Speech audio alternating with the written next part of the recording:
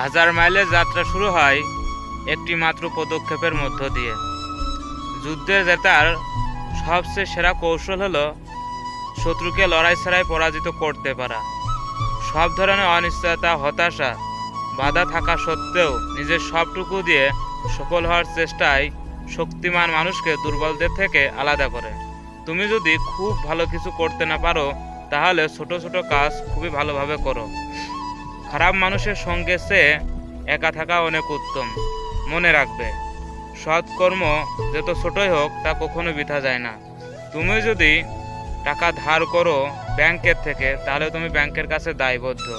আর তুমি যদি টাকার মালিক হও, তাহলে ব্যাংক তোমার কাছে দায়বদ্ধ। বুদ্ধিমান মানুষরা কখনোই নিজেদের সাথে ঝগড়া করে না।